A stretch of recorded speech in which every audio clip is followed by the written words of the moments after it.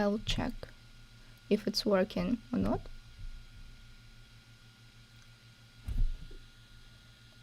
It's supposed to work. Oh, it seems to start. Yeah, super. So in this case, good morning and good afternoon if you're also in Hong Kong as our guest. This is Alena, and she's a physicist.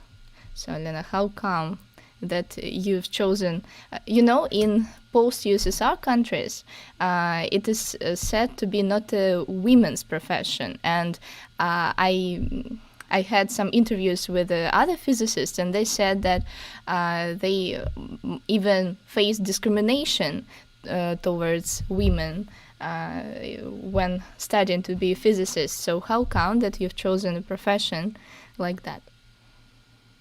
Well, first of all, physics, of course, was my favorite subject in school. And I used to go to special physics schools, like summer schools. I used to go to like extra classes, and I just love physics. So that was enough for me to choose my profession. Never really considered the implications of how much I will earn or how accepted will I be in this profession. So I just loved it so much, so I never really give it a second thought what I would like to do other than that. Oh wow. And Okay. Because yes, it's really difficult for people to choose profession, and they sometimes can spend years doing that, and maybe choosing university, quitting it, starting over again. So it was not your case, yes. So you always knew what you wanted to do.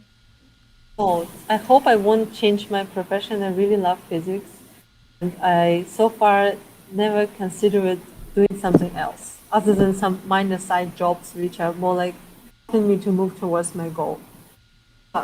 Yeah, I'll talk about it later anyway. And Wow. I That. was lucky to, yeah, Mm-hmm. it's relatively little discrimination, as you say. So my family supported me to study physics, not because they think it's women's profession or because I should do it, but because they think it's a good training for the mind to study math and physics. They think that actually my parents wanted me to do finance. And they thought that I will get a degree in physics and then go work in bank. And we actually had some arguments over it. And also, I think in my generation, somehow there I met a lot of girls who studied physics. I studied in physics and math concentration class, and we had around half of the class were girls. Oh, That's a half. lot. Because Yeah. my friend, he also studied in a special class, and they had only 3 girls and like more than 10 boys. Yeah, and in the summer camp in physics where I went to, there was also around half girls, and all the teachers used to joke about it that, oh, there's so many girls somehow in this year. So somehow I was surrounded by girls, and it looked totally normal for me to do physics. Mm-hmm. Nobody Okay. ever told me that it's not what you should do, it's not for you, except my mom. Okay, that's really cool that your parents supported you, but let's start from the beginning. And I asked you the question about physics before introducing you. I mean, I just said that this is you and you're a physicist, but can you tell just main information about you? Like, how would you introduce yourself to a new person in Toronto, for example? Well, I would definitely mention that I come from Russia, from Ekaterinburg, the city which stands right on the border of Europe and Asia. So I'm neither European nor Asian. And I studied in Hong Kong. I studied physics for 4 years. I'm also kind of semi-professional translator and tutor. And currently I work in the area of semiconductor physics. In Toronto, I will be developing a sensor based on a nanowire field effect transistor. Okay, for me, half of these words connected to physics sound like, I don't know, noise in my ears, because I like. First of all, I don't know the right vocabulary for that. Second, that I have no idea what it is. So Yes, I you. will be developing sensors. That's enough. Okay. When my boyfriend learned that we're going to have interview, the first thing he asked, can you understand how the quantum computer work? Yeah. You know I how. don't. I didn't. Okay. understand. I know some principle behind it, but I still don't understand how does it work. It's not my field. Okay, because he's like very passionate about it.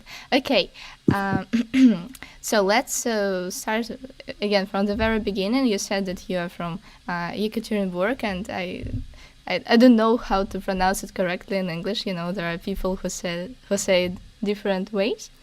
And how could you describe your, I don't know, childhood?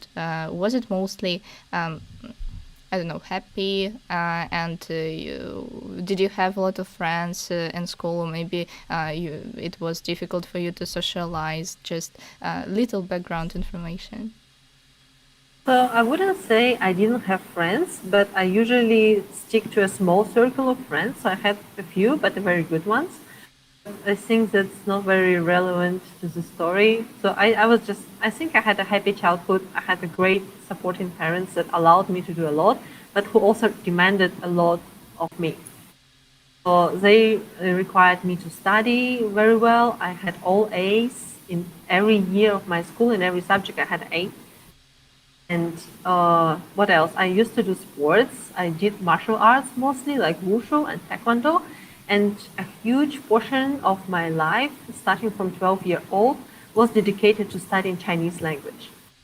I started studying Chinese when I was in my sixth grade. It was also my parents' idea. I was not happy about it, but I get to love Chinese gradually. You And I know, studied this. I'm not sure that there are a lot of children who are happy about studying Chinese when they are like in the secondary school or something, because you look at this language and you're like, what the hell? Was it the same for you? Yeah, you didn't like it. Oh, I thought I wouldn't be able to study it because it's known to be so difficult. But when I came to class, everything was explained very well. It was so simple, and the characters were nice, and the teachers were great. So I got to like it. And of course, as usual, I tried very hard to study. It was my habit because I'm such a good student in school. So I also put a lot of effort into studying Chinese. And when I was in 10th grade, I passed the highest available exam in Chinese. So HSK level 6. I'm not really proud of it Six. because, So yes, let's stop here. So you started when you were at sixth grade, yes, and 10. So how many years did it take? Like 4 years for you to reach the highest level? it's not C2. It's actually less than C, I think, in international category, in international, several levels, EFR. Yes, but it's the highest exam available to that time at that time. Yeah, okay. I mean, it's still the highest one because I know that the six, I don't remember the name, but the number six is the highest. Because, my group mates, they studied to be Chinese teachers, and the maximum level that they have is this five. So that's why I'm like, they studied for 5 years and you just for four, and like, wow. And it wasn't Well, like your major. not too proud of it because I have things I don't talk about usually. But first of all, my Chinese speaking sucks. My pronunciation was not very good, and I'm still working on to improve it. And actually, I'm married to a Chinese man right now, and I'm speaking English with him because I'm more confident speaking English than Chinese. And also, I think my Chinese has decayed a bit because I didn't use it a lot. Yeah, I I used mean, to be a like, professional where to use translator. it?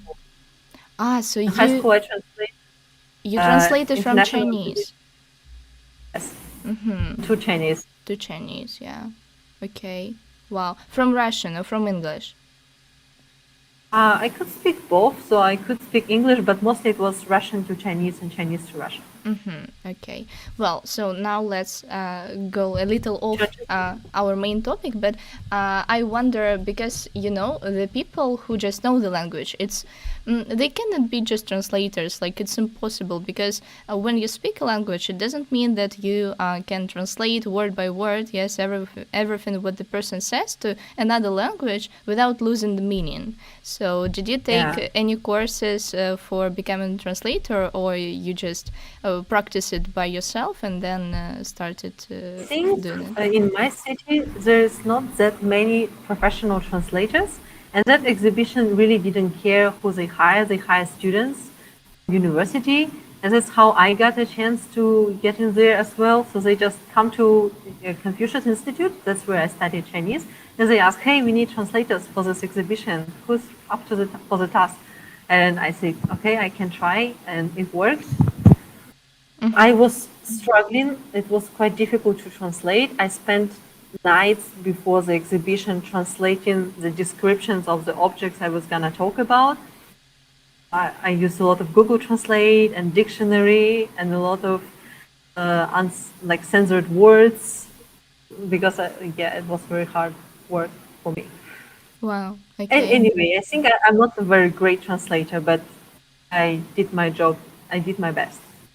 Wow, that sounds amazing. Like how many fields of interests and work you have. Okay, so then about your gymnasium, yeah, can we call it like that? Yeah. Mm-hmm. As a journalist. Mm-hmm. When did you start studying there? Were there any exams, entering exams, and everything? So can you describe this period of time? So it's gymnasium number 9 in Ekaterinburg. It's one of the top schools in the city.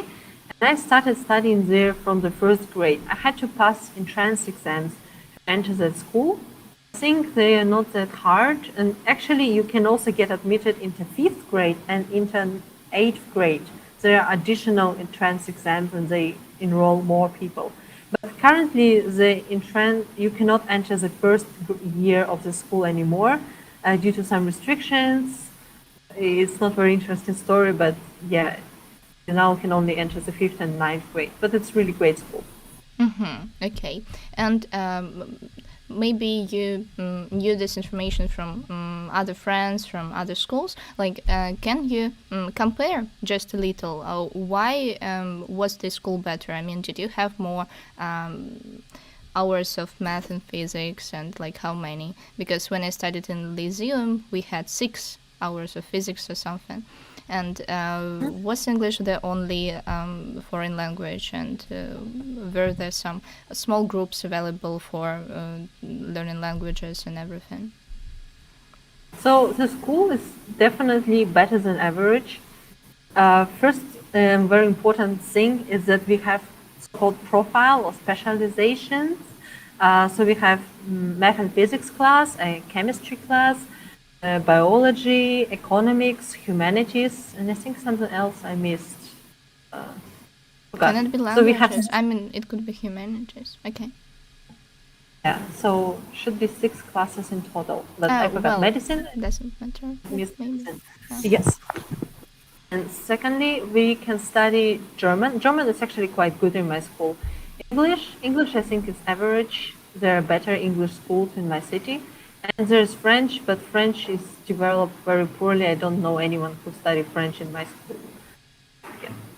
And I see. else. So other indicator of good performance is that our school has higher EG scores and better Olympics performance. We have a lot of students performing in city Olympics and then going to the regional and national level. I see. Yeah, this is quite a good thing. Okay, and so you realized that you want to be a physicist. Of course, you went to math physics class, yeah, special class. And was it difficult for you to study there, or you were just like, this is what I need to do, I can do it, I will do my best? So when I just got admitted to physics and math class, I wasn't sure that I will be a physicist. I just did it because it seemed to suit my interest best. But in the process, I realized that I love physics more and more. And I think studying is relatively demanding, but in this school you get used to it, and then just the pace. I don't know how to say it. So the most difficult class for me was perhaps math, because our teacher was really, yeah, it's okay. So we had very demanding teacher in math class. We had 10 hours of math every week, and some of them were starting at 7 a.m. At the 7. extra classes, Yes, she persuaded our parents to give us extra classes. Yeah, and I think I struggled with math a bit, but just because it was really already almost university level. And it helped me in university a lot that I studied math so well in school that it was much easier for me at the first year of university. Mm-hmm, I see. Okay. So when did you come up with the idea that you'd like to enter not a Russian university but study somewhere abroad? It's a long story. So I had some thinking about it in middle school. So I thought, maybe Oxford is cool. This sounds so cool to go study overseas, but I had no more solid grounding for that. And then when I was around 14 or so, me and my parents, our family, we went to China. We went to Peking and we visited, I think, Peking University. And it was so green and so beautiful. I thought, wow, maybe I would like to study in China. It's so great here. And later on, next year, I won a free trip to China from Confucius Institute. So Confucius Institute is an international network of schools funded by Chinese government. It's probably one of the best places to study Chinese. And they also have these free trips to China and a lot of other perks. They have their own scholarship to study in university, those kind of things. So I really recommend you to look into that if you are thinking about going to China. So I won a free trip to Guangzhou and I stayed in Guangzhou University of Foreign Trade for about 2 weeks. And it was also a great place, very green, very nice classrooms. I loved it. And then I strengthened in my thinking that maybe I would like to study in China indeed. So when I was around 10th grade, I started to think about my education. My parents heavily supported the idea of going overseas, so they told me to Google and to go look up the universities and the requirements and what do I need to do. I think I started to look for information when I was in the beginning of 10th year of my studies in school. And I found out that besides China, there's also Hong Kong, which is a Chinese city, but a lot of English speakers in it, and the education there is totally different from China and is in English. I also considered Singapore and Taiwan as my future destinations for study. I see. Yeah, I know that in Singapore as well as in Hong Kong, there are really great educational institutions as well for primary school, which is my major, and higher school as well. Okay, and so you started your searching process, and what requirements did you need to meet in order to enter the university? Like, can you tell about like your English level at this time, and how high should it be? Yes, maybe Ielts or TOEFL. Like, what exams did you pass to enter? So the main, of course, English is definitely required for all the universities that teach in English. And I think the level required is around B2 to C1. If I am not wrong, that the undergraduate benchmark for IELTS for my university is 6. If you have IELTS above 6, then you are eligible for admission. Sorry, can I highlight that? Was it overall 6 or 6, not less than 6 per each section, if you remember that? Overall, and then maybe there is requirement per section, but I don't remember.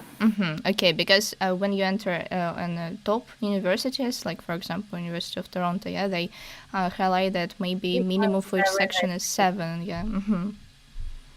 I see. Okay, sorry.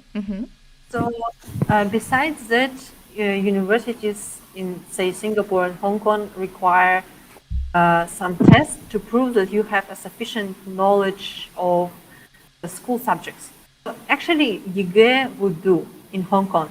Hong Kong accepts YIGE examination, but the deadline for the application for the universities was somewhere around November, December, and as you know, YIGE is in June. So I didn't have the result yet. So I knew I will have to present something else in order to make my application look to make it look more strong. I instead passed American alternative of YIGE called SAT, and also SAT subject tests, which are equivalent to our subject test in YGE. Sorry, I have a question here. I know that there is another examination which is GRE, and am I right saying that GRE is for masters and like students of high level, yes, and for bachelor it's SAT, right? GRE is never required at the bachelor level. It's for masters and PhD, and it's mostly required in North America. I Even see. though also can ask for it. Okay, thank you. So you knew that you need to pass CAT and not CS, SAT. Yeah, and so you opened the exam. So and what did you feel like? Oh my God, I'm never going to do that, or were you more confident in yourself? Oh, I don't remember now, but I think I struggled quite a bit. The most difficult part of the exam was is an exam for native speakers. They expect slightly different level of mastery of language than say Ielts, and you have to know a lot of words that Ielts say would not require of you. You have to read some texts which say expected to be understood by a high school graduate, analyze them and find mistakes. And yeah, again, lexic is a concern. So my lowest score is in English. And math test was relatively easy, but there's also math, like there's a basic math test I had to take, which is not a problem. And there was subject test I took in math, chemistry, and physics. Besides learning all the words in English, so I had to relearn the subject in English, the most difficult thing I faced was timing. I never had enough time to complete the test. So I was sure that on exam I will struggle to do so, but on exam it turns out my exam was easier than the practice test I was solving, so I managed to do it. That's fine. Okay. So can you say that some people say that math education in Russia is high level in comparison with other countries. For example, when you solve a GRE test, it can be not a really big deal if you passed math you get on a high mark.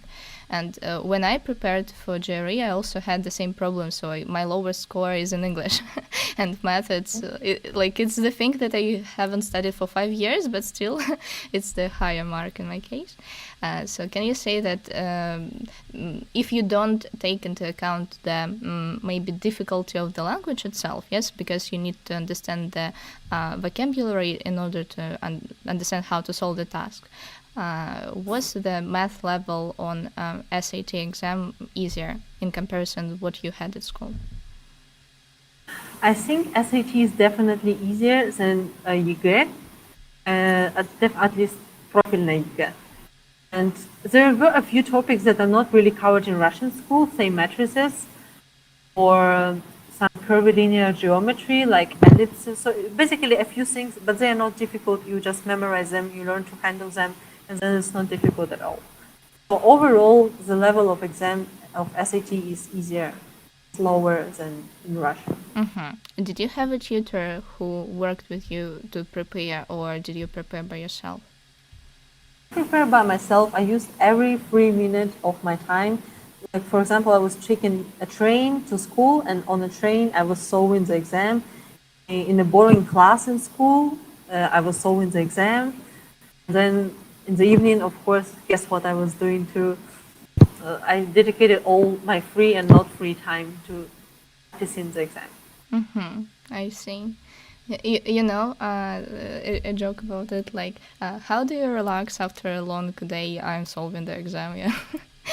I mean, this is not relaxing, but still. Okay, and how much time did you spend like that? Like half a year solving like that? So the question for people who need to expect, yes, how much time they need to dedicate in order to pass exam on a level that could be enough, yes, to enter a good institution. I think you should save 3 to 6 months for such exam as SAT. I think I spent around maybe 4 to 5 months. So my exam was in May, and I think I started preparing early in the year. And then over summer, I prepared to 3 more exams, which I took simultaneously: physics, chemistry, and math, which I took in October. So again, 3 4 months to prepare for the next exam. And these exams were there for Russian school, or were they also required for Hong Kong University? No, I mean SAT. So it's also required by Hong Kong. Ah, I see. Okay. Well, so you passed SAT, you passed Ielts, right?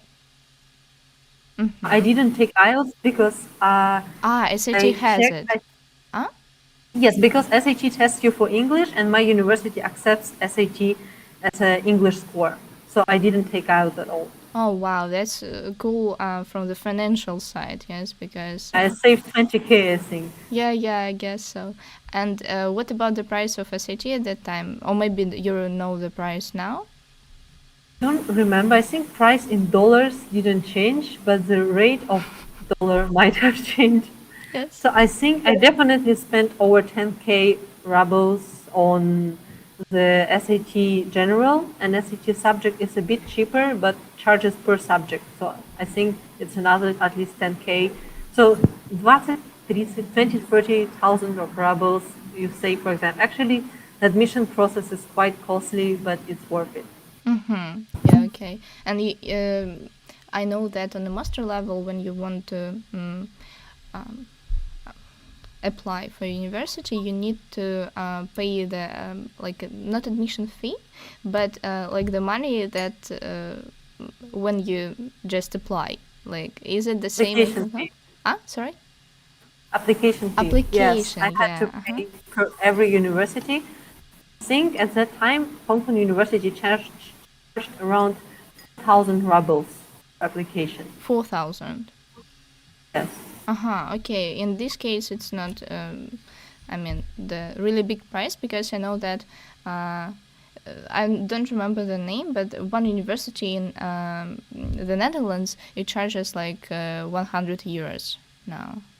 And I think, yeah, Yeah. it's kind of usual price for average for universities. So usually the number of institutions you want to apply for is limited by your finances. Yeah.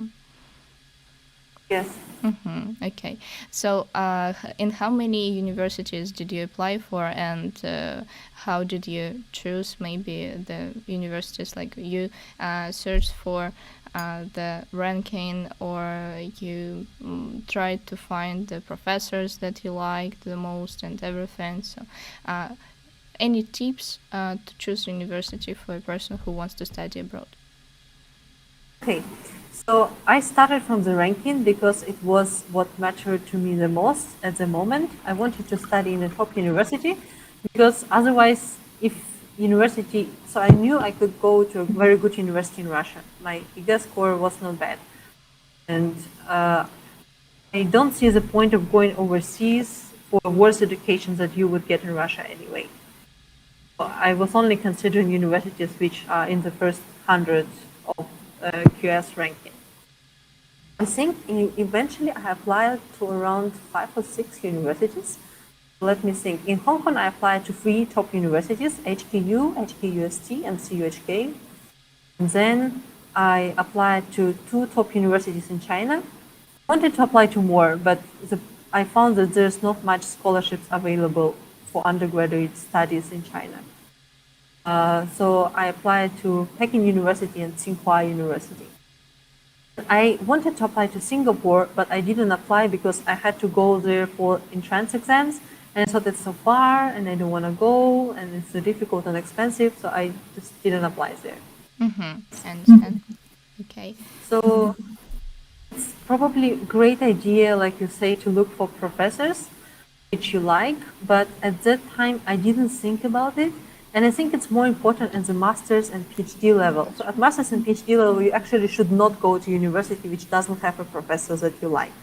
You should have a few professors that you like in that university, just because the one you wanted might not be available. But in undergraduate, what matters more is, of course, the scholarship, the ranking, the overall quality of university. Quality is hard to measure, but once you get there, you will see how the staff treats you, how the matters are handled, what is the hostel quality, how good is the room you get, everything. So what really matters for your life. I think money and ranking were the top priority for me when considering the university. And I see. Okay. And do you remember how much did you spend for the application process overall? Because you paid I for think every you should university. save around 100,000 ruble you should save for the admission process because you pay for exams, you pay for application fee for every university, and then you will pay for translation of the documents because you have to translate your reference letters, your transcripts, your attestat, our No, yeah, we certificate of education, we can say. yeah. Okay. Some countries just call it attestat.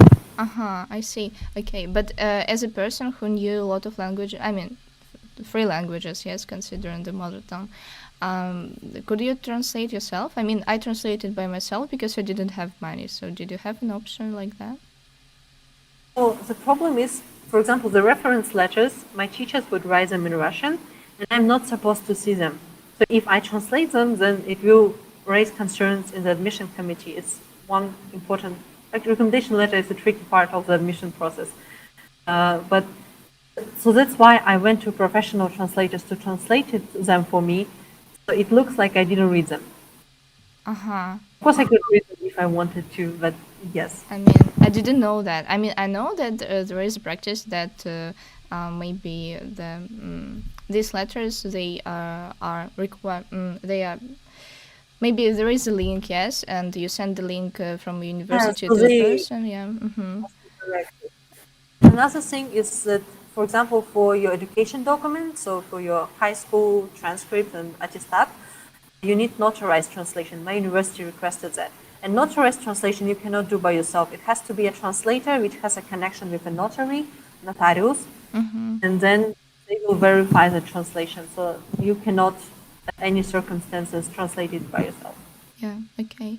You know, when I translated my certificate of records, I was in the biggest no, in the poorest million city of Russia, and it cost me like 300 rubles to translate it Oh, all. Yes. I'm so jealous. I spent thousands of rubles on translations, but a lot of documents, those are preliminary documents that supposedly my school's supposed to send them. For example, the transcripts. Transcripts is a list of your grades and subjects that you've taken in school. So that document I translated by myself. I brought Russian and English version to the school secretary and I asked them to stamp it for me and check if there's everything correct. So I translated some documents myself, but it really depends on the university on what they ask for. Okay, so can you remind the list of documents that you needed to provide while applying? So it was your school certificate, and let's make a remark here. Do they care about your? I'm not sure about the name. Like they count all the scores and they divide them, like your average. Huh? PA, Yeah. upon average. So is it important while applying, right? Yes, they ask for my grades for the last 3 years of studying in school. And they even ask me to, some universities ask me to provide the predicted grades, which is a very stupid thing. It's not a thing in Russia. Nobody can predict your grades. I just made such a document that Alena's grade I expected to be like this and asked my teachers to sign it. I understand. This is really funny. Okay. And the teachers were like, okay, we can sign it. Yeah, there is no problem. What is it? Was a good Doesn't matter. student. I have good teachers. My school is, I think everyone's relatively nice. So most of teachers had no problem signing whatever for me. No, you could use it. Okay. Well, and what else? So this certificate, yeah. Well, yes, some universities ask for certificate of expected graduation. So it's a confirmation of from my school that I will be graduating in the year of 2017 in my case. And then 2 or 3 reference letters. I think I submitted 2 from your high school teachers or somebody who's familiar with your work very well. I just submitted from my physics and math teachers. Then a very important part of your application is your personal statement. You should know that. So you write about your professional goals, your achievements, why you should study in university. I think I submitted my resume or CV, where I also indicated my achievements, my experiences, and a lot of activities I participated in. Yes. So this is about the list: transcript, recommendation letters, personal statement, CV. Yes, no, of course, your passport. You need to have a valid passport. Yeah, of course, international one. Well, and did you have any problems on the way of gathering all the documents? For example, when I applied, my university professors, like 2 out of 3, they said, "Oh, write a reference letter yourself. We will sign it." And I was like, "How am I supposed to say that I'm good? That I don't think like that." And this was a challenging thing. So did you have any problems like that or I had otherwise? the same problem. My teachers, first of all, they don't speak English, so I solved this problem by translating in the agency, like I say. But they don't really have time and don't know how to write a letter. So I think it's very important to familiarize yourself with a letter and the person who will write it for you, because I heard a case of somebody I know. Professor wrote her a very short letter, because in Russia we don't have this traditional writing reference letters. And she wrote her very short letter like, yes, she's a good student, I recommend her. And that ruined her application to university where she had a very solid shot. And that's very sad. Typically accepted letters are something like called American style, where a teacher praises you very hard, a whole A4 page of saying how great are you, what have you done, what are your qualities, and I had to write that myself, unfortunately. Don't tell anyone. But so yes, so what I did in order to be honest to my teachers, I brought them the Russian version, which I type about myself, and I tried to suit it to the facts they know about me, something they could write about me. And I said, you're free to edit everything. You can write a new one. So you can do anything with it. I will not really look at it. I will just bring it to a translator and submit it. And my teachers more or less agreed with what I wrote about myself. So that's how I got my reference letters. Okay. University, my professors wrote it. When I applied for masters, it's already a different story. My professors actually agreed to write a letter for me.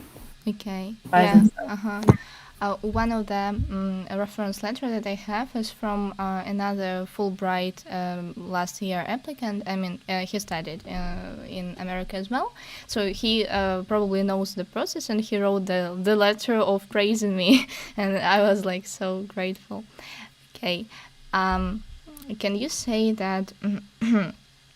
One sec. I forgot the question that I wanted to ask. About the all the documents, did you gather it by yourself, or did your parents help you, or anyone? Because it's a really complicated process, all of this bureaucracy, and some people can get crazy even on this stage. So, and you were just a school student, so how can you describe your feelings on this stage? I actually love bureaucracy. So I'm a You need to doctor go to of a France. You need to live in France. No, not that much, but I don't mind handling the paperwork. And my mom, she asked me to help her in her work, so I helped her with the papers. I used to make the documents for her, bring them around, and I got relatively good at handling the paperwork. So I did everything by myself. My parents almost didn't help me. They helped me with the personal statement. I think I spent around a month on writing a good personal statement, and I asked a lot of opinions. And my parents said a strong no to my first attempt. My first personal statement, I think, was horrible, and they told me, no, no, no, no, that's a no-go. Yeah, I know. I also asked a lot of people, and by gathering a lot of opinions, you can just understand what to improve in it and make it better. Mm-hmm. Okay. Well, and by the time of application, what was your English level? So I don't know my English level because I took SAT, and SAT doesn't really convert into SEFR scale. So I tried to look up for you, but I didn't find it. Yeah, But I can this one. say, I can tell you how I learned English because it's quite unconventional story. Because in school I was studying German as my main language. Okay. Despite I still speak very poor German. At the moment I forgot a lot, but for 9 years my main language was German, and English I studied at home. So my parents made a system of incentives for me. For example, I want a new smartphone, and they're like, okay, smartphone price is around 10,000 rubles. You need to learn 10,000 words in order to get it. But 10,000 words is more than C1 level. Do you know that? I mean, So I don't, to, I to, think I to have speak a to few. speak normal English, you need like 6,000 words, and maybe even less, it depending on what topics you want to talk about. And So my 8,000 words. This is like the minimum of the C1 level. So the point is, I didn't have any listening practice, I didn't have any speaking practice, but I had a huge passive vocabulary, But even though do I you didn't know really. that like vocabulary is 70% of your success? Like the more words you know, the better you understand. Here you go, you're a great student. My parents also always thought this way that the vocabulary is the most important part. So I think I forgot most of those words I've learned. So I learned them, but just by reading Forbes journal or by reading some boring classic book in English. So I just was writing down every word I didn't know and making a list and learning it every day. And then my parents check on me. Oh, Very boring way to learn it's English. like the most boring way. Yeah. I mean, Yeah, but it that's why worked. people come to personal tutors because they know that there is this way available, but they just don't consider it as an option. I mean, I never learned words in English on purpose. All the things I know is just by speaking and maybe listening and practicing But because I at hate least you had like memorizing. better speaking practice than me, because when I come to Hong Kong, I was afraid to speak, and I thought my English is horrible, and at first I was really afraid to speak English. It disappeared after a few days because I had to speak English. I had no other choice. But yes. I see. Okay. So you were a student who studied German with a passive vocabulary of 10,000 words, and what changed when you entered the 10th grade? So when I entered the 10th grade, I switched from German to English because I couldn't bear with the German class anymore. It got too hard. I started to study some very difficult grammar, and I was like, that's enough German for me. I want to go to English class. I went to English class and I passed the placement test very easily because, yeah, Okay. I think I went to the tutor for a short period of time at the time. I tried to study English with a tutor, and we mostly talked and listened. We didn't do much reading assignments.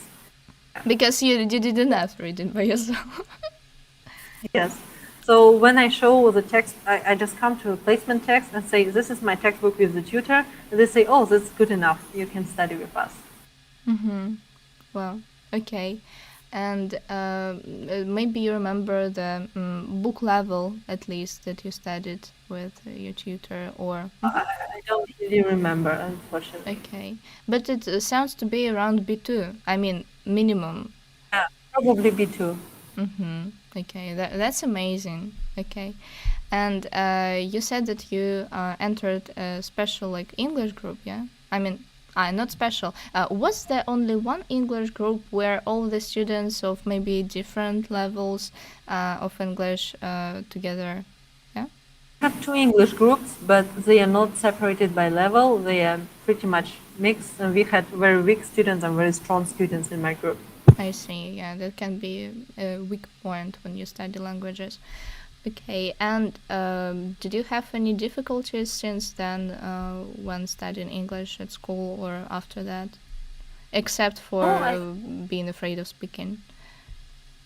I started to speaking. I had to. Our English teacher really forced us to. She gave us assignments to prepare a speech for the class. I quite enjoyed it because it helped me to start speaking. And if I don't know a word, I could always ask her. So I think I quite liked my English class. I was lucky. That's good because a lot of people have a kind of trauma after their school English teachers, and the fear of speaking becomes even more.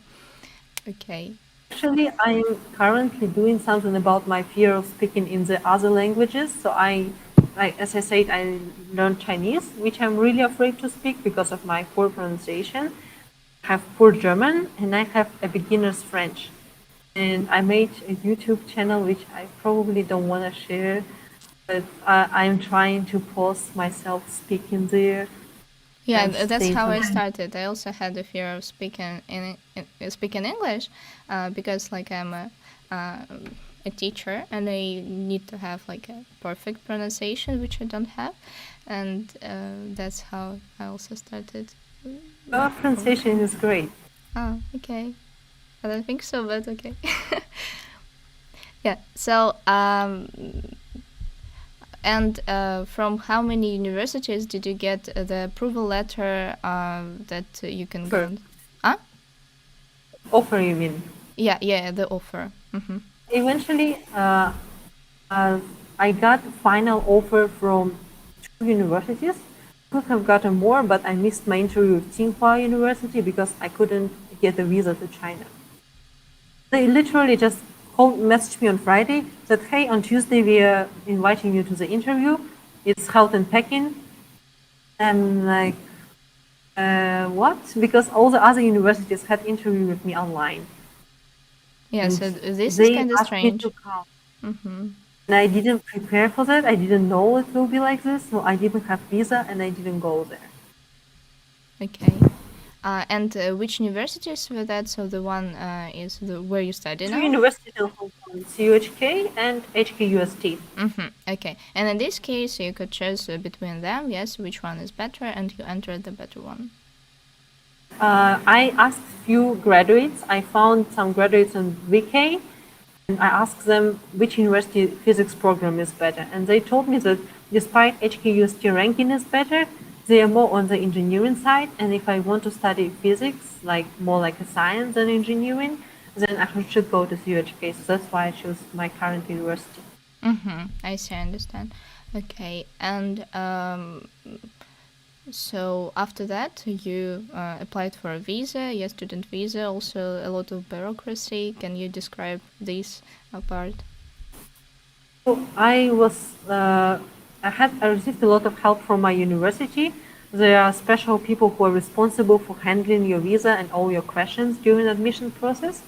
So they just give me the very detailed instructions. The university just sends you a package telling you how to fill whatever. Then I just fill the documents, DHL them to university, and university submitted them for me. Oh, wow. It was not that difficult, even though I messed up something and I had to resubmit the documents once again. I see that this can be really helpful. Okay, and so your parents didn't have a problem letting you go to another country when you're like 16 or 18, right? My parents nearly kicked me out of house. They were very happy I'm going overseas, and seriously, they were like pushing me to the plane, like go, go. I see. Okay. And when you just. So it wasn't your first time abroad, right? So you went to China before and everything. Can you describe your emotions during the first week or maybe the first month of being there? I know that a lot of people got into depression for some months after leaving home, even if they didn't like home so much, they realized it. So can you tell how was it in your case?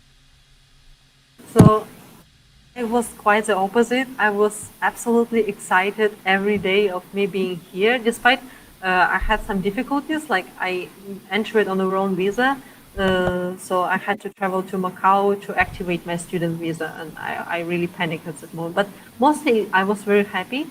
My university, this is the thing for big universities. They usually arrange orientation camps for newcomers. It's a camp where senior students would guide you through all the process. They will help you to enroll the courses. They will show you where the supermarket is and where the offices that you need to go are and everything. So we just had a week, actually 2 weeks, because I had tour camps from my college and from for all the international students. Had 2 weeks of games around campus and at the same time with the submitting documents, handling all the paperwork. So they really helped us to do everything. Wow. This support sounds amazing because, there are international students in Russia coming as well. And as I come from a regional city, I don't see this much support. And maybe that's the reason why we don't have so many students from other countries. So it helped you I think a lot, right? it helped me a lot because when the orientation camp ended, I more or less knew how to do everything, where to seek for help, what do I need to do. So everything was very, very organized for me. Did you live on campus? I mean, in the dorm or something? Yeah. Or do you Yeah, live? I lived in the dorm. That's the cheapest way to live here. And actually, if you go to Hong Kong, that's a really a big thing that you should consider before choosing university. I didn't realize it very well, but at the later stage, I understand how important it is because there's not enough dorm spaces for everyone. And different universities have different policies on how many guaranteed years in a dorm you have. For example, in CUHK, international students are guaranteed 3 out of 4 years place in dorm. And when I was choosing college is something like hostel. It's like UK has college system inside universities. We also have that. When I was choosing my college and correspondingly my dorm, I choose the ones that guaranteed me 4 year residence based on my scholarship. Okay, that's really good. And how much money did you need to bring to Hong Kong in order to not to feel really poor? I don't know. You said that it covered all the expenses. You got the scholarship, yes, and everything. Did you? All, Ah, but all the expenses, I will explain. okay. So yeah, explain to me how it works. So my scholarship was covering all the tuition, plus some scholarship that only pays once in the beginning of your studies. I got a few of such one-time scholarships. But they were sent to me. The money were transferred to my account only in like October or November. So before the money is transferred, you're expected to have some money to support yourself. I don't remember how much I had. I think I had few tens of thousands rubles with me. And then I was at the time remotely working as a translator, so I kept earning money to maintain my living. Okay. Do you think that it's kind of thing that make you feel anxious when you live in another country and you don't know if you'll have enough money and time to earn the money for your living? Yeah, that's a very big stressing factor for me. Uh, Still now, I'm still sometimes worried about money. And I clearly remember one day when I had a very low balance. I was like, that's just enough to pay my hostel fee for the next semester, and then I'm basically broke. I had such a stroke of panic at that moment. Yeah, I guess so. I also understand. Like, I have some minimum money on my card, and if it's lower than this minimum that I set up for myself, I start panicking like constantly. So I That's understand. the same feeling. Okay. So, when did you start working then as a translator, like for money, at school time or a little later? Almost immediately after I got my offer, I was like, okay, that covers my tuition fee, but I have to feed myself, and what do I do? So already, like maybe a week or two after getting my offer, I started to look for a job, and I was very lucky to find one quite well-paying one. which required to know Chinese, and I was translating novels from Chinese to Russian. Wow. Novels, uh, like novels. I mean, fanfic or It's like something. fanfic, да, именно Wow. fanfic. I guess that's the best profession ever. I mean, I'm not a fan of them, but I know the fans, and it would be the best for them. Wow, that's cool. Okay, and how do you think is it possible?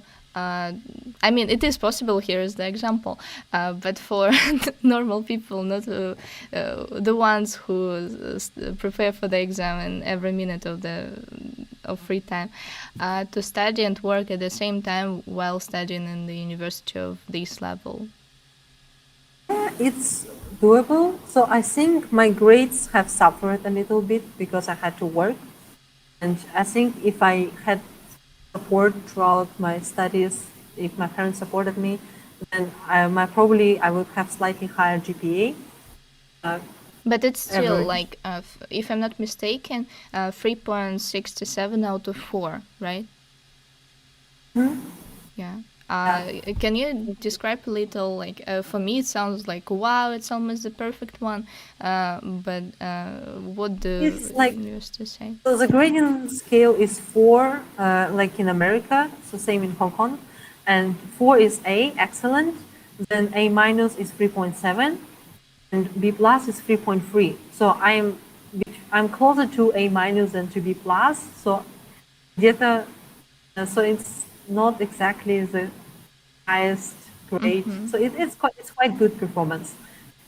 People say I cannot complain my score, but I know it could be higher if I had more time. I see. Okay. And how Just by much? the way, Hmm? the scholarship condition, the maintaining the scholarship condition is getting 3.0 out of 4 every year. So your yearly GPA should be above B. Okay. Um, and you said that you won some, like, once paid scholarship, yeah, some years. And what were the requirements? Your GPA, yes, and some other stuff. So it actually depends a lot on many factors. So don't take me as an example that you can earn in this university, but I was lucky that my department was generous, my college, so I chose a good college, and yeah, how did I win the scholarship? For example, when I needed to travel to the US, I found a number of schemes in my university that will allow me to cover the expenses or help me or just give me money because I'm going overseas for the internship. My department, I think, gave me around uh, 10,000 or 20,000 dollars, so 200 тысяч рублей. And then I got 10,000 Hong Kong dollar from my college and one more source. And I think eventually I got around whole million рублей, around 50K dollars to cover my summer trip to the US. Wow. And again, it sounds impossible for an average person. Like, I need to go to the US for my internship. Like, what should I do? And the easiest way is to find, like, only one supporting organization that gives you all the money. Yeah, but you said that you used, like, all the money available from other people. Like, Yes. what did you feel like? Wasn't it stressful? I mean, like, oh no, I cannot do that, or you just didn't have no choice. Like, there is an only option, like, forward, yeah, and you did that. That's pretty much my slogan because I always don't have another option. So actually, my parents say that they could give me some money, but I was lucky to collect this much. I have another friend whose GPA is like crazy high. I think definitely about 3.7, but I don't know how much. He won even bigger scholarship, just one scholarship of 50K, which is how much I collected from the various sources. He just got from one source because he is studying so well. Okay, you said 3.7, but it's like three hundreds less than your, more than yours. I mean, is it really Yes. much difference between these? I don't know. I know his GPA is better than me, and that's why he won the scholarship and not me. I Ah, also okay. applied for it. Okay, I understand now. And so, what can you say about the competition between students? I know that people in China and they are workaholics, as you are, I see. And yeah, It's an interesting thing. I heard this opinion also from my husband, and I think it's quite true that despite Chinese students, especially in school, are crazy about their exams and performance, and yeah, but once they come to university, they relax a little bit because they got it, and now they can rest. So that's definitely a thing for mainland China, and maybe a thing for Hong Kong. After all this chase to get in university, people I think are a bit more chill in university. So there are still some who still have a higher goal, like I want to study in the US later, and they will keep chasing it. But some people are just who don't have this much ambitions. They will just study and they will enjoy their life more. I It's see. not as crazy as you might think, but it's still quite competitive, and you cannot chill in university. You still have to work a lot. Of course, of course.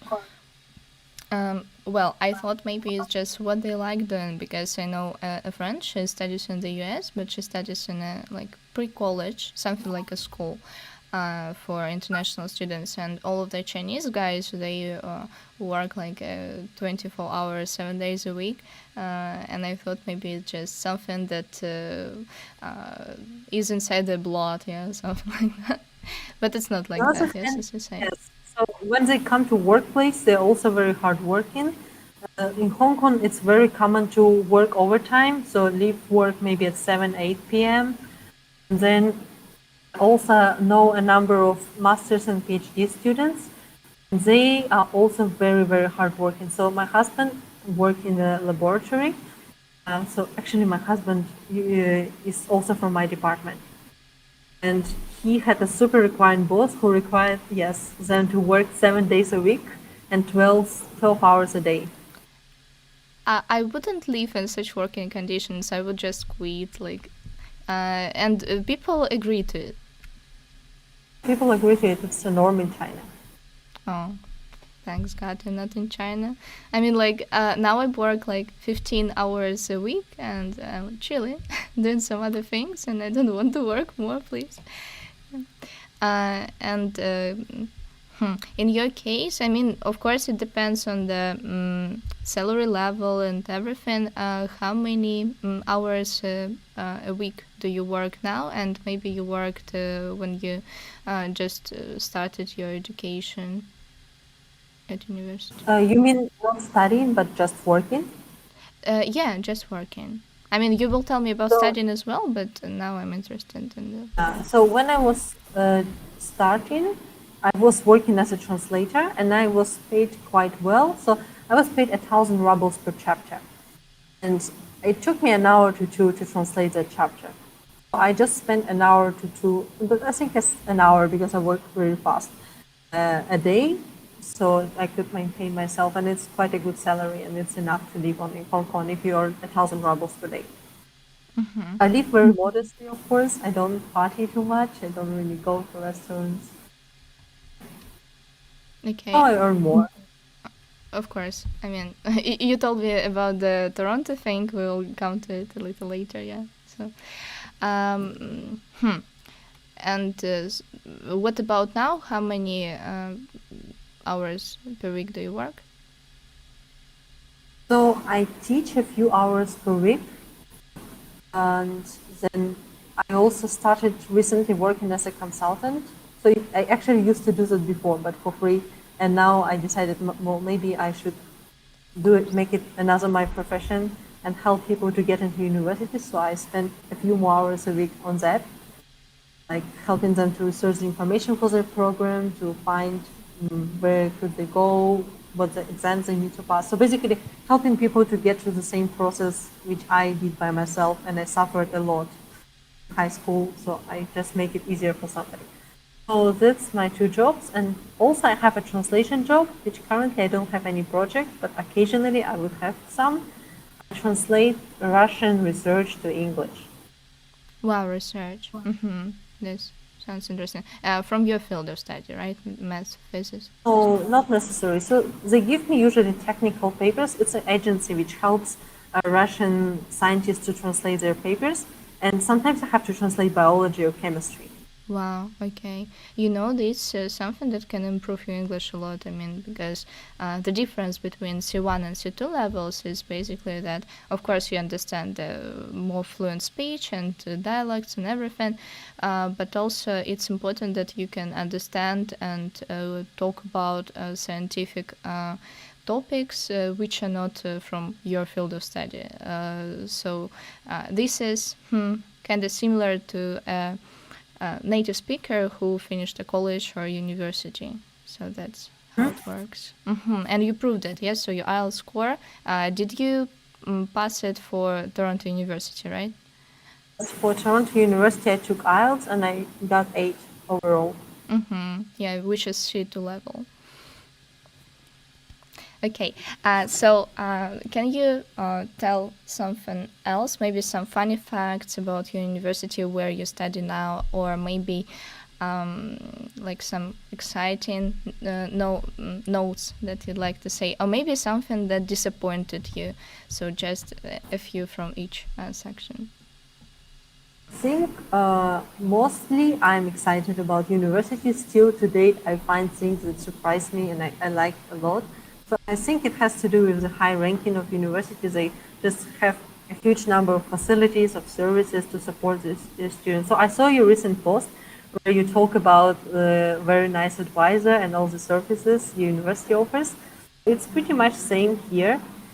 I cannot probably, I think with any problem I might have, the university has somebody who will be responsible for helping me in that. So we even have psychological help. So it's actually related to high level of stress in students, and that's a one point. How do you say it? It's a negative side of studying in Hong Kong.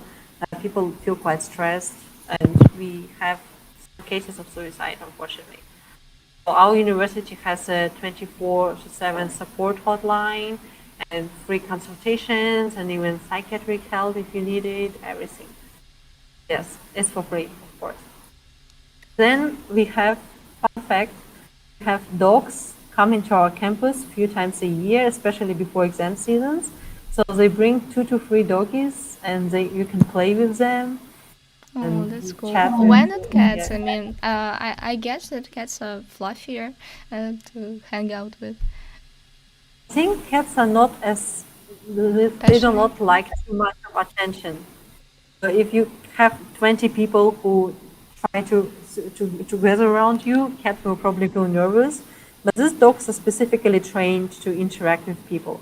And the sessions are limited to maybe 1 hour, so the dog doesn't get too tired. They come a few times. Well, okay. So, do you have any other? I mean, of course you have, but from which countries? Do you have any other students, international students in your on your faculty or in your group? I don't know where.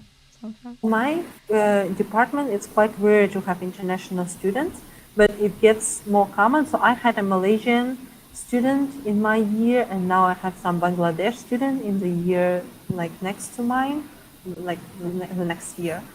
Yes. And overall, the university, actually, Hong Kong University ranks as one of the most international in the world.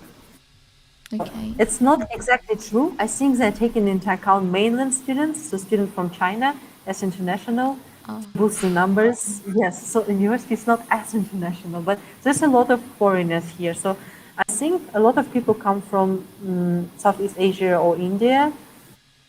Not as many white people here, not to sound racist. But actually, I was happy to learn that some people from SNG, CIS, I think, countries also study here, from Kazakhstan, from Kyrgyzstan. I have very good friends here. And this is a small but it's great community. I'm Okay, quite but happy no to. people from Russia. Also, some people from Russia, but I think in Russia, very little people know about Hong Kong and opportunities here. I think I only know a few. I see. Okay. As you came to another part of China, because officially Hong Kong is a part of China, if I'm not mistaken. Yeah, they tried to separate, but they had some protests and everything. Yeah, can you say why Hong Kong is better than other China? Except for the fact that there are some programs in English and it's more international, maybe some other facts.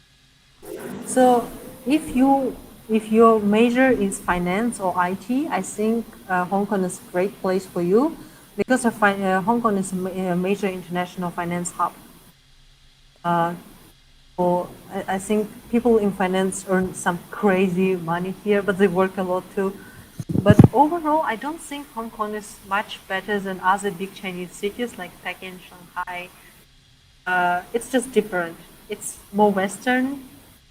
I would say, okay, that's a bit of stereotype. Local people are believing in it, that they are more cultured than mainland people. Like, okay, that's some unpleasant fact about China. Some people who cry on the street. So in China, you can face people who do this, and in Hong Kong, it's really not a thing. I see. So maybe it's due to the fact that it used to be a colony of the UK or something like that. Yeah. They're really proud of that part of their history. That oh, we are like UK connected. I understand. Okay. Well, and Also, what gives you more rights? So after 7 years of residence in Hong Kong, you get a Hong Kong passport. even China, if you you're cannot just a get. student and everything, yeah. Student time is counted in that. That 7 years should be more or less continuous. Okay, because I know that in some countries, the time when you're a student doesn't count. Like you need to study and then you need to work, and only when you start working, they start counting. I don't So know. my husband did over 7 years of study visa, and he got the passport. Wow, that's cool. So he is not a local person, right? Chinese, mainland Chinese. I understand. Okay. Well, and when did you realize that you want to continue your education on a master's level and even higher, or maybe it was your intention from the beginning? So I think I realized it around my first year when I really realized that I'm in the right place. I really love the teachers. Everything is so great. Then I got the chance to participate in the summer internship. So our department has an internship for our students, and it's quite unusual to do it after first year, but I already wanted to try, so I signed up. I found a professor who was willing to take me in. And I did research the first year after I started my studies. And it was so amazing. I loved reading papers. I loved working a lot. I don't know, this sounds contradictory, but I really enjoyed doing everything. And in the end, I even managed to get some result. So I thought, wow, that's so cool. Maybe I want to do it more, and maybe I want to do masters or PhD in that. Now, actually, I'm not so sure whether I will be doing PhD, but I definitely think masters is a logical step for me. I see. Okay.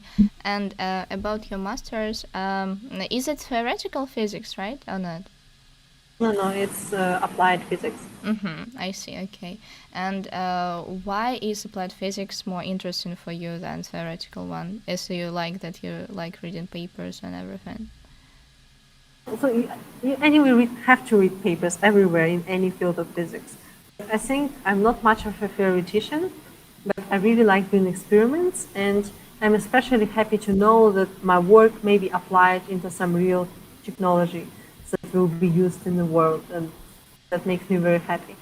And on the other hand, I think I might want to work in the industry eventually, or I might not end up as a professor, but as a researcher in a company. And then for that purpose, applied physics is also more useful. Yeah, I see. And there was all I know from about physics is from Big Bang Theory, and there were two I don't know tribes of physicists, theoretical ones and applied ones, and they said bad things to each other, like how it can be useful in the real life. You are just a theoretical person. Yeah, so Yeah, Yeah, and I love the drama too. okay. So, when did you come up to the how's it your master's major? Yeah, because you need to think about it a lot before choosing it, and you also need to stick to a professor. Like, can you tell about your research process at this stage? So I knew approximately what kind of research I want to do, and I knew that this kind of research can be found in a few departments, in physics departments, in material science or engineering departments, and in maybe chemical engineering. So I researched every university that I was interested in. I again went to QS rankings. I found the ranking by material science, sorted universities, and I selected the range I thought I might fit in. Then I just went to the website of every university, went to this particular department, and I read through all the research that is done in that department, sorting to what I like and what I don't like. I actually have quite a broad interest because I've done a lot of different, very different things as an undergrad. So I also had to choose, so I had more choice. It's both good and bad. It's like you have more options, but it's harder to choose. I understand. Okay, and University of Toronto was one of them. Yes, of course. Okay, and how many universities did you apply to now? I mean, it was recently, right? I think around 10. 10. It Okay. was all universities in three universities in Canada, seven universities in States. No, six, and one was my own university as my backup plan. I see. Okay. And what was your, I mean, not dream, but what would be the best option? The US or Canada? Canada, because I will move together with my husband, and it's easier for him to find job in Canada than in the US because of the visa. US visa is really stupid. Yeah, that's true. That's true. Okay.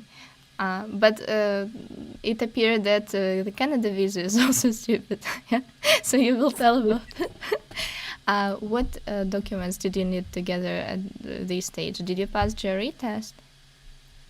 I took GRE tests in my second year of university because that time I already knew I want to study master's or PhD, and I decided to take GRE very early in my studies so that I will save the effort later. And does it have an expiration date or not? So I think it's 5 years, so it's fine to take it early. Yeah, okay, it makes sense. And on the fourth grade, you passed Ielts, right? Yes, it was actually free. My university funded it. Oh wow, that's really cool. And was it an option to pass TOEFL, or did you choose IELTS as a better option for you? IELTS is better for me because for the speaking part, you speak to the real person instead of computer, and it's easier for me. I see. This interesting to hear because the opposite in my case, like speaking to a computer, like of course, 24 hours a day, but a real person, like I will be scared. Okay, and you know that IELTS also has a computer-based version, and I did computer-based version. but speaking was I see separate. Okay. How much time did you prepare for IELTS, or it didn't? You didn't think that you need much preparation because of you, like you studied in English, you are a translator and everything. Was quite confident, but actually I was not sure about my speaking because I heard that speaking is quite difficult to pass and my writing. But I spent some time on preparing for reading and listening because I liked it more.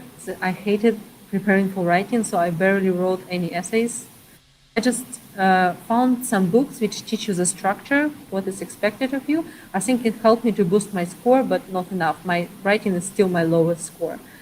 And for the speaking, I went to the tutor who I worked with in high school. I remember she's great.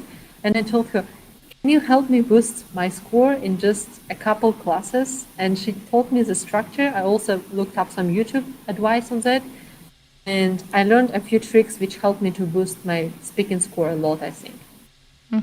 Okay, will you share the tricks, or you will stay This was a silent? difficult. First of all, there are some structures. You can just Google on YouTube Ielts speaking, and you'll find some strategies. So it's maybe easier if you have some kind of plan for every case in your head. The most important thing in speaking, turns out, is to demonstrate a variety of grammar structures and lexicons That's true. that you use. So you have to train yourself to use some special tenses or some comparatives. So maybe you intentionally insert some difficult phrases into your speech to just show off and show that your speaking is great. So maybe you don't really need them, but to train yourself to do that. Yeah, that's true because in limited time you need to show that you know English on a certain level, and if you just even if you're C2 and but just don't show it, yeah, they don't know it. So you need to use special vocabulary and grammar structures. Okay. Um, so how do you think, was it less stressful at this time, except for the visa thing, or you also had some maybe problems? I was very stressed because when I was in Russia, I knew that if everything goes bad, I would just enter university in Russia, and I still had backup. But here, I was really worried because it's like gambling my whole life onto this admission. And I think I had quite a bit of stress, even though I was more familiar with the documents, but I was more nervous about the outcome. I see. Okay, so are you satisfied with the outcome you got? Quite okay. I got admitted into 4 universities out of 10 I applied, and I think I didn't. 2 of them I could have also gotten offers, but I withdraw my applications there. I see.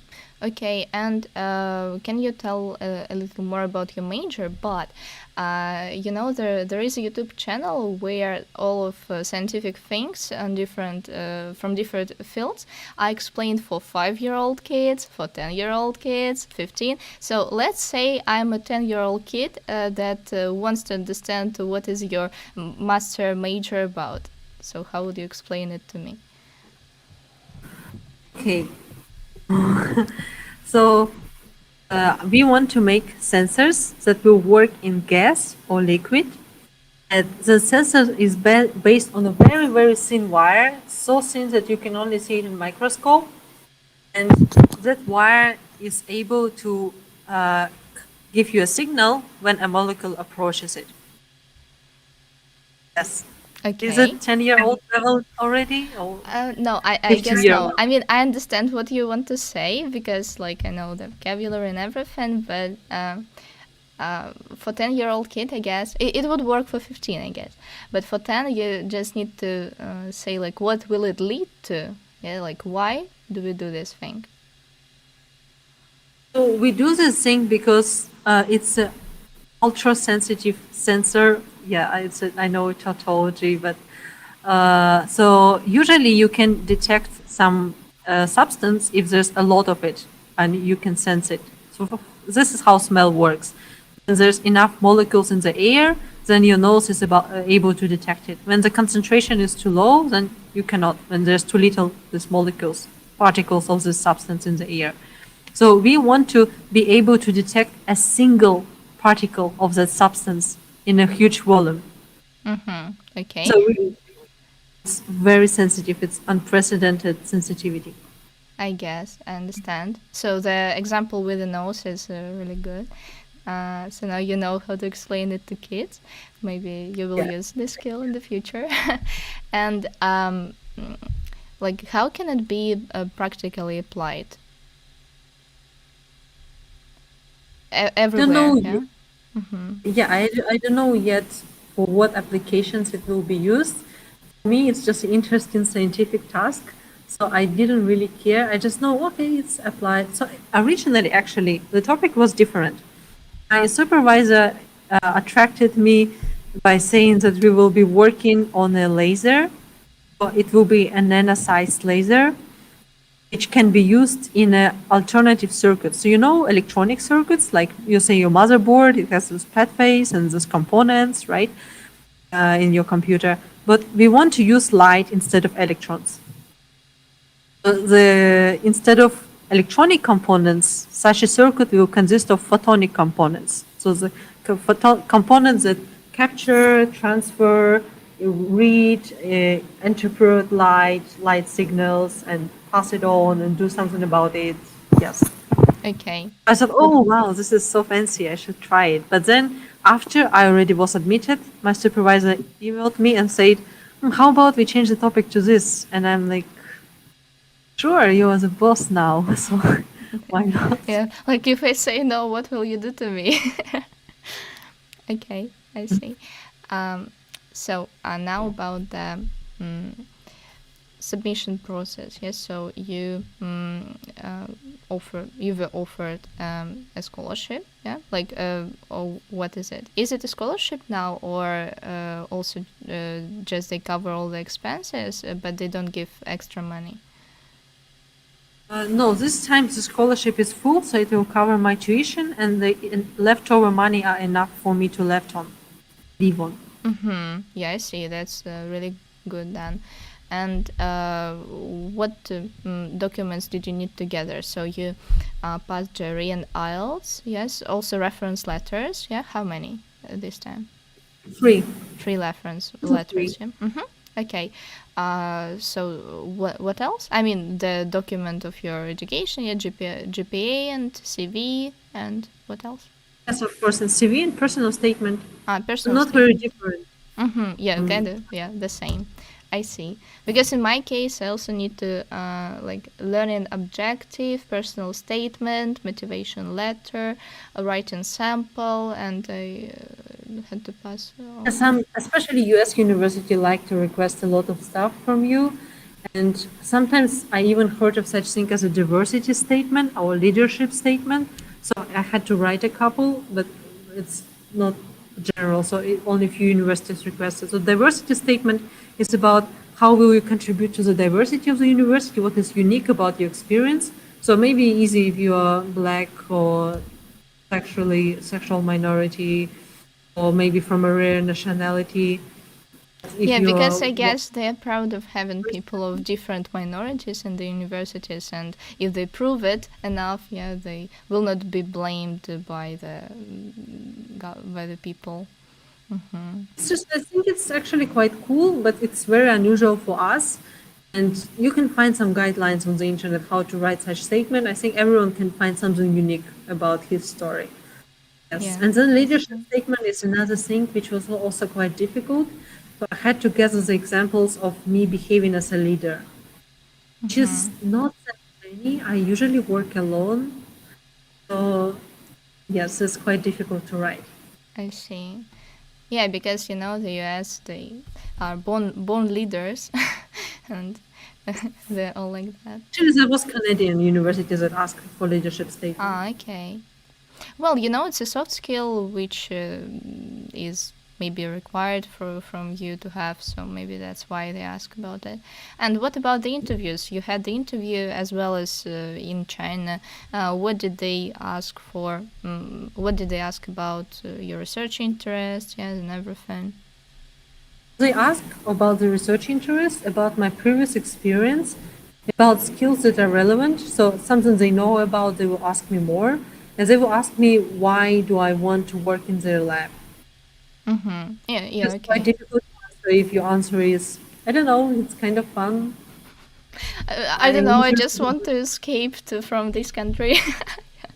Don't say This the is truth. definitely, Mm-hmm. yes, a bad Yeah, answer. so the most important thing while applying, especially in the master level, is that you need to show a specific university why you want to enter, especially this university, not just a university, and try to say like, "Wow, you're the best. Here is why. Yeah, I want to be with you because I am that and you're that. Look, we match." Yeah.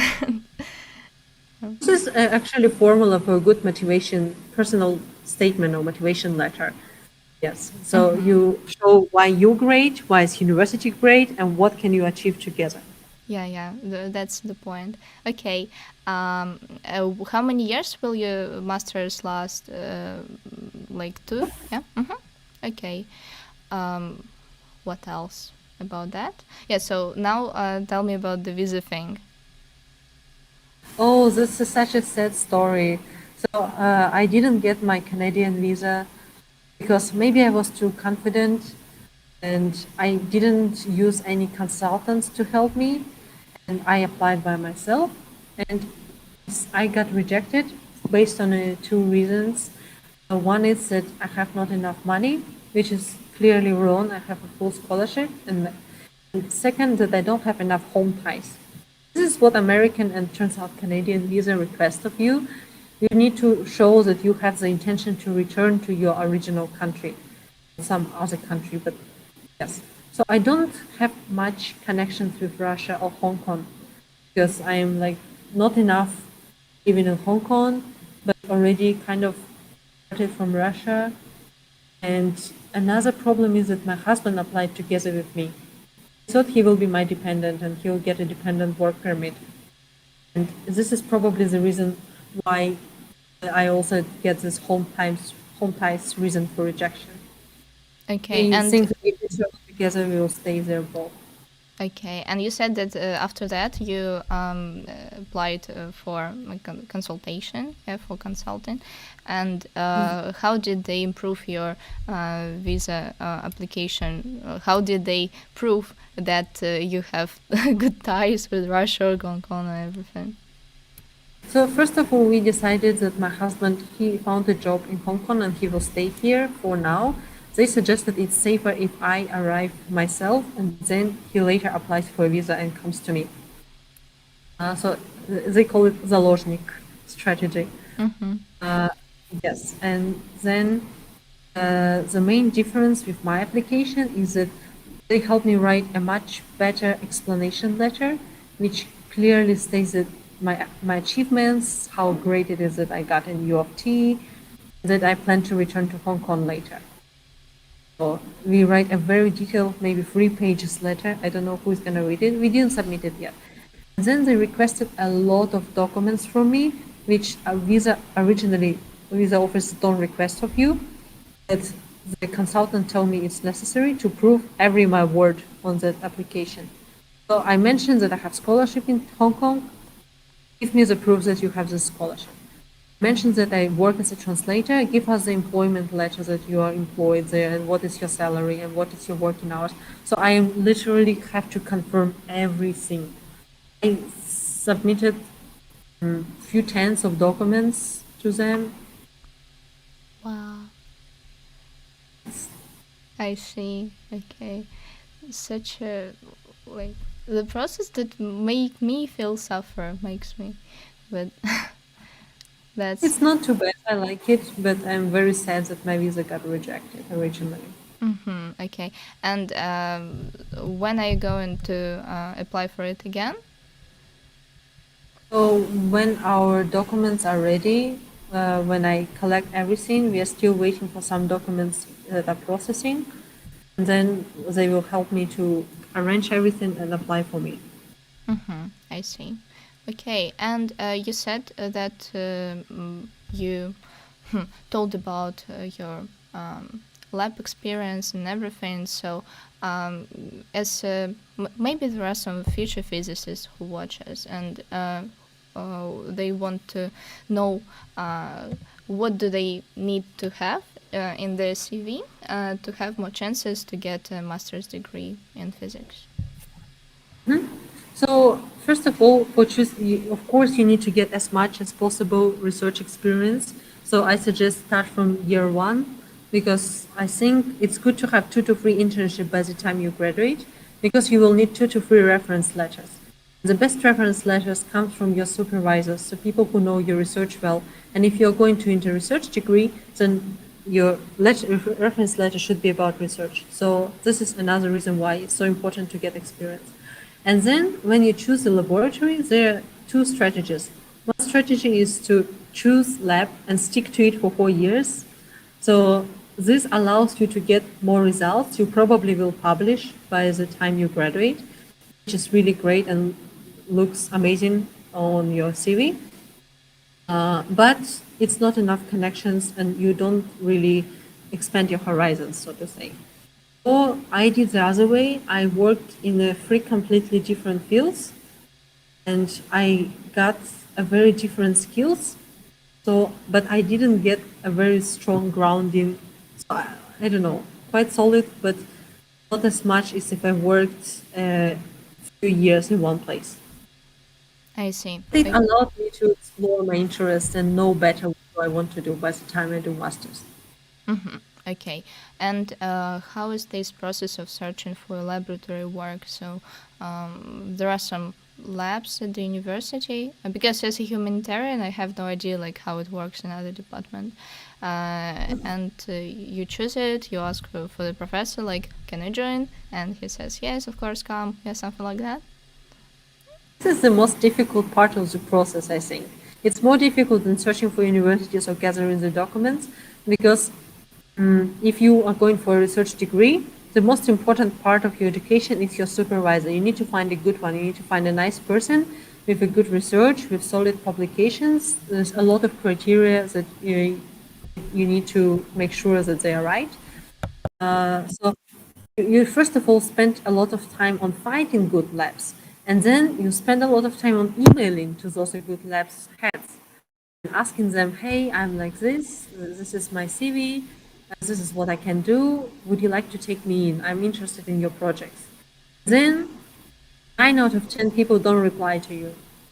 It's horrible. That feels very bad. You start to think there's something wrong with yourself, or maybe I'm not good enough. But in fact, these professors are just busy and they receive tons of applications like this. And that's why it's very important to make your email to stand out. It should be brief, but to the point. It should highlight your best sides. It should show your interest and it shouldn't look very generic. Like you send it to a bunch of labs, even though it is. You do send it to a bunch of labs, but you should customize it a little bit. I understand. Okay. And how do you think, just to highlight for people who will think that they're not good enough if they got rejected, how much percent of acceptance was in your case when you applied for laboratories? I think the percentage is quite low, but I do not know how much. So in the US, so I could really safely say it's less than half. So at least, so it doesn't mean you should be every second person, but it means you should be half of the pool of applicants. So, I think it ranges from few percent to few tenths of percent, depending on the university. I think 30% admission is already not very competitive. I understand.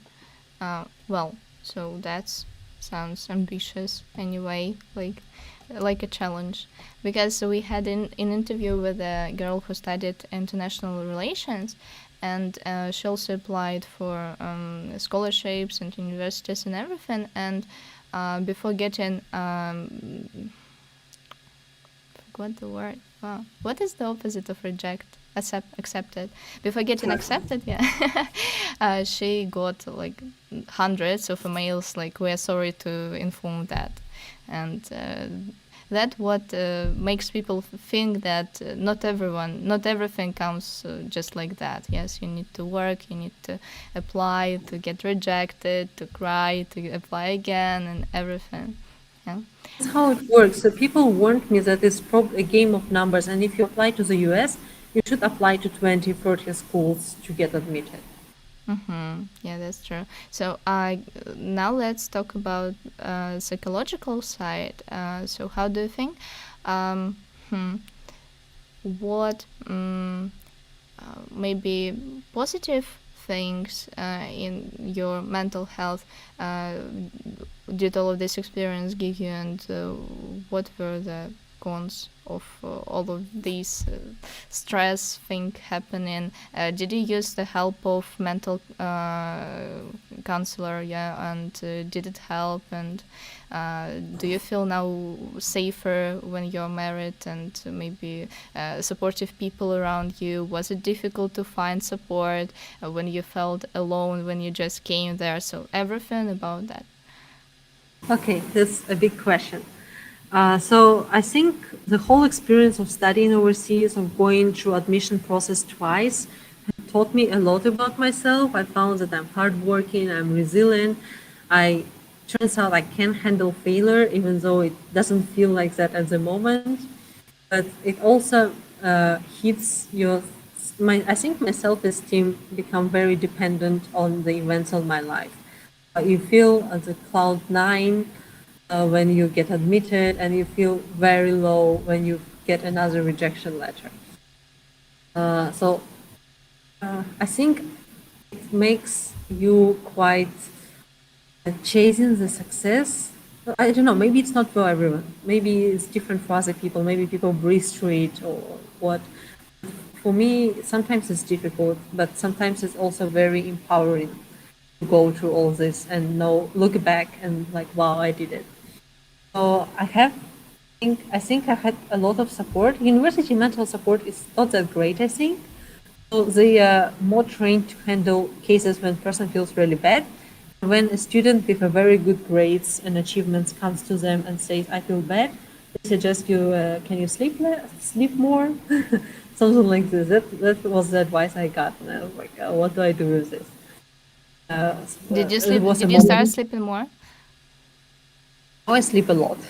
I have the time for it. I don't think that was a problem. So I think so. I have good friends who I can always talk to, and that's great. My husband is very supportive. He is like a bit hard. How to say that? It's like tough. Like just go through it. It still helps. And then my family, yeah, I could always talk to them when I'm in trouble. Then I would say the staff in university is great. I have, for example, I have my academic advisor. This is a person who is just dedicated to help you with your study problems, or you can go to this, in my case, it's a female professor. I could go to her with anything like, I need advice how to get in the school, I need advice with my studies. So I didn't really use it, but sometimes she was very helpful. Generally, I think most of professors are very nice, and you can become friends with them, and you can get a very valuable advice from them and support too. I see. Okay. Well, and I also got another question about the pandemic. So, yeah, as we don't have so much time now, can you briefly tell like how did the life change there, and was it to the bad or to the good? Because in my case, pandemic changed it to the better because like I can travel and study at university at the same time. Yeah. So what about your case? Yes. Well, I don't think you can really travel at this time No, because I mean Hong it's Kong is not Russia. really. Come on, like no I, one cares. yeah. So I think to me, pandemic changed it to the worse because I don't like online lectures. I think I focus worse, and I think I don't perform as well as I could be. But definitely, I could sleep during class, during a boring class. That's great. uh, So good students also do that. Yeah. yes, we also do that. But I think my university handled the pandemic very well. So within 2 weeks from the start, from so January 2019, when the world still didn't know what's going on, within 2 weeks from the first announcement that okay, that's a pandemic, we had a Zoom class, and everything was set up very quickly. Actually, I was in China when pandemic started. We traveled to my husband's family. We were very worried if we will stuck or we will get infection there or something. Yes. Okay. And how many months of lockdown did you have? And is everything opening now already? Yeah? But we didn't have a really full-scale lockdown. It sometimes causes more, sometimes less. So someday government tried to shut down the restaurants, and they had people so unhappy they opened it next day because a lot of people don't cook at home because Hong Kong houses are just so tiny and uncomfortable. It's because of the very high uh, rent here, and just it costs a lot to have property in Hong Kong. So a lot of people have lunch in restaurants, and it's impossible to shut down them, for example. So we were studying online for 1.5 years already, but they promised us face-to-face lectures starting this fall. Mm-hmm. Okay. But isn't it your last year, right? Yeah, so I will not have, but my sister who studies in the same university will. Ah, okay, sister. So she's here as well. She's here. Oh, that's really cool to have a member of of the family nearby. Yeah, Yeah. that's amazing. Mm-hmm. Well, okay. And when are you expecting to go to Toronto? Hope I still can do it this summer. My supervisor told me it's not too bad if I cannot make it by September and that I can come later and that's still fine. So I am not as worried right now. Mm-hmm. I see. Okay. And do you have now any ongoing process of maybe housing finding and maybe applying for the courses and everything, or it's not about now? You will do it later. I will do it later because I'm not sure I can enroll the courses. It will depend on when do I get my visa and whether the courses are online or offline. So I still need to send my official transcript to University of Toronto to become their official student. So I will do that in late July. Mm-hmm. I see. Okay, and about traveling later, this is like already the personal question. Do you have an ongoing US visa to enter the border or not? US visa? The US, yes, to go to the USA. No, I will get it so I can visit you. Oh yeah, Just that's travel. fine. Because I'm not sure if I can get a Canadian visa, even though Toronto is closer to me than New York, so it would be better to go there. But I'm not sure if I can get visa or not. And if I'm not mistaken, as a Fulbright student, I need to uh, I don't know, to text somebody about every time I leave the country and come back, so they worried about Actually, it as US well. visas are quite hard. Because I heard some Chinese students when I was in the US, they are on the study visa, and they were afraid to leave the country because it would cause some problem with their visa, so they just would not go home. Yeah, that's true. And I mean, as my master's is only 1 year, I'm not going to leave the country. Like, I can travel around to just stick to the region and like, yeah, like that. Well, so how do you think? Did we cover everything we were planning? Yes, pretty much. I think so. Mm-hmm. Okay. So now in this case, let's make a list of like oral tips for school students, for graduate students, and maybe for the ones, yeah, who are high level. Yeah, so if you're a school student and you want to study abroad, what should you do? What should you think about, and what shouldn't?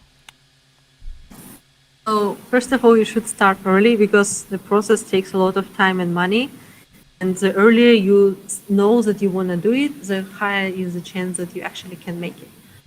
So on the documents and the exams and everything, it's all just keep in mind that it's all possible. You can always ask me, or you think you can also give some Yeah, of advice. course. Mm-hmm. Uh, so you just reach out to people who already done that, and I think most of people are very welcome in that and happy to share their experience.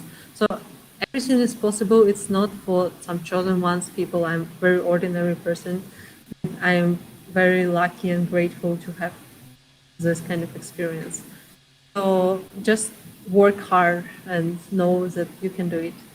Okay, yeah, and about the school level, I know that they also count in your CV. Like, what should you write in your CV if you're just a 10 or 11 year grade? So, what about that? So this thing, actually, American or Hong Kong universities, they like to recruit as, how to say, person who has many various interests. Yeah. So, and the more active you are, the more leader you are, the better it is. So, what I have covered in my CV was my volunteering activities, my work experience. So, I worked as a translator. I mentioned the languages I know. I I have talked about all the random things I've done in school. So, for example, I played in Что, где, когда. was captain of our school team. And then, yes, that's a great achievement. I did sports. That also goes to my CV. I helped homeless dogs. I donated to shelter. I helped to arrange some activity. Sure, that also goes in. So a lot of things that you just do for fun and don't think it will ever count. Like maybe you sing, maybe you perform, maybe you do sports, maybe you arrange some exhibition in school or just do some activities. They actually count. So it's all, you have more than you think you have. Unless you play Dota every day and don't do anything else. Well, but if you're a cyber sportsman, yeah, it can make difference. So you're a cyber sportsman still, yeah. Yeah, with 1K MMR. Okay, sorry, it's like professional vocabulary. I have 4 hours, 4,000 hours in Dota, by the way. Oh, no. I don't play any computer games. I So mean, I'm now sorry, I now I don't know, mean. like I don't have time and everything, but I used to procrastinate like that. Yeah. So that's still great. Maybe you develop certain skills. Yeah. Like, I mean, now I have some students who also play Dota, and we study Dota vocabulary in terms of English, and I do some exercises with that, and they're so happy about it. so cool. Yeah. So I use this skill as well. Well, and speaking about the university level, is it the same about your CV, or you just need to stick to your professional field and try to Small get project. achievements there? Yeah. Yeah, so you still can mention something else. Like, for example, I'm a member of Green Team in my college, so I plan some stuff on the roof of college. So I do gardening, basically, and some green activities. But this is the last and the only line in my CV, and it really is a small thing. If that Compared. I even didn't notice it, yeah. So I think nobody really reads to that point. So what I cover in my CV is first block is education in reverse chronological order. Then I think my internship experiences, free internships. Then my publications and talks. So it's if you go with a research CV. Then my skills, soft skills. Soft skills goes the last. Computer skills, like all the software I know, some special scientific software, and the lab skills. Oh, and then, and also the next section in my CV is awards and achievements. I see. Okay. Well, so tips at this stage when you are like how to be not the best of the best, but how to stay on track and get some achievements when you're an undergraduate. It's not necessary to be the best, necessary to be the best of the best to get in. So the universities just need hardworking people who can prove that they are passionate about something. And the best way to prove it is to have experience relevant to your field. So again, decide early what do you want to do and try to get as much as possible experience, get skills. So for example, my last internship, I wasn't sure I want to do that, but I specifically went there because I wanted to learn a useful skill. I knew I will know that, and this will make me valuable when I will be applying for grad school. And yeah, so you consider everything you are doing in terms of how much it adds to my value as a specialist. Okay, I understand. Well, so would you like to add something else to these tips, just for all the people to say something, maybe to mention some things that were not yet about your Hong Kong University or Toronto University, or just about your life? So anything you'd like to say? I think I just thought that I never mentioned how important it is to network. So I'm only starting to realize it, but the network really helps you to get those opportunities you would never stumble upon otherwise. So, as for example, my US internship was solely due to my university already has networked with a few scientists overseas, and then they just arranged this program to select the top students to send there.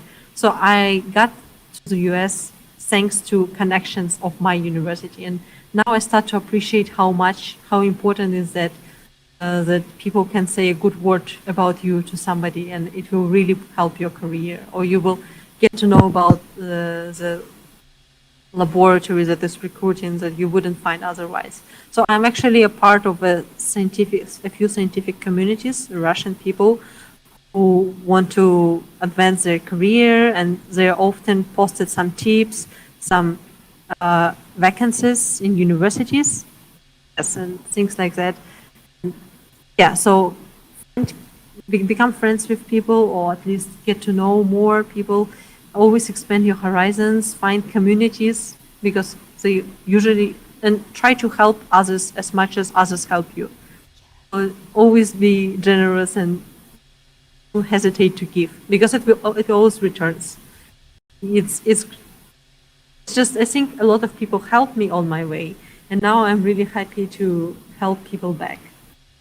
Yeah, that's totally true because recently I started realizing that all of the things that I've done during the last year and a half, it was due to the fact that my other friends who were already master students in some like other countries, they made me do that. They said you're valuable, you can do that, apply, and now I'm doing the same for my friends who are like me, like back and at this time, and I feel so proud of myself and of them and of my future friends who will be also studying in other countries and getting some new experience one day. And this is also like an ongoing process. And the same idea I heard yesterday from my advisor, and I said please, I feel so strange that you like helping me so much. I can do some things on my own. And he said, when I came there, I didn't know anyone, and my advisor helped me really a lot, and now we are best friends. And this is the thing that I want to return. I want to give it to you, so you will also be happy while staying there. And yeah, this is an amazing thing to notice. I'm really that there are people like this, especially in Russian communities. There's a lot of people who help others and are very nice. So, for example, one of my professor interview was with a Russian professor who actually didn't really need me, but he just agreed to talk with me to give me an overview of their department and what I can do and how can he help me. Even though he's totally a busy professor who shouldn't have time for me. Wow, yeah, that's really amazing. And this community of international students, it's something unique because usually, I mean, the people in the US, they don't care much about each other. Yeah, they try to achieve their career goals and everything. But this international society is like completely different thing. Yeah, I'm happy to Because be a I part think of it. people who dare to go overseas, it's already a new kind of people. It's people who are brave, who face their fears, who are ready to meet the unknown, and it really grows you as a person to going through all these difficulties. Yeah, that's true. And I understand now that I'm the person who I am just because of the experience that I had during my life, and the uh, the challenging it becomes, the more interesting it is. Yeah, so the more challenging. Yeah. Mm-hmm. Yeah, so in this case, I guess that all of the tips that we shared here would be interesting and important for people who are watching us, and the contacts of Alena are in the description of the video, so you can contact her or me as well. I can leave my contacts as well.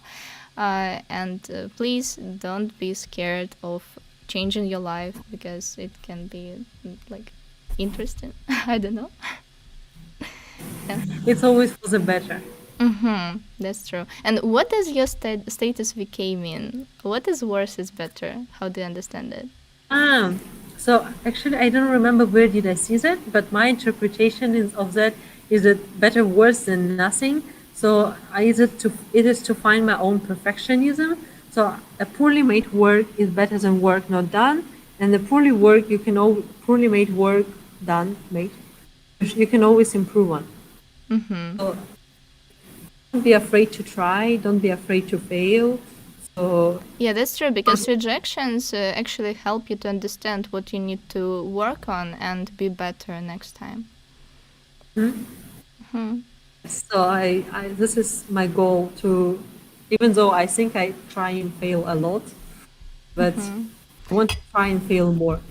Yeah, I mean, the more you fail, the faster you succeed, something like that. Yeah, because like we work on our mistakes. Okay, then. So on this stage, I just stop the stream, and yeah, let's say bye bye. Yeah, bye bye. Hey, that's really good to talk to you, and Yeah, yeah, that's thank you really very good much. having you here because I was kind of uh, not scared but afraid to text you because I was like, oh wow, maybe she's too busy for the talk and everything. Yeah, but I'm really For you happy. now, Thank I'm you. never busy. Yeah, same for you. So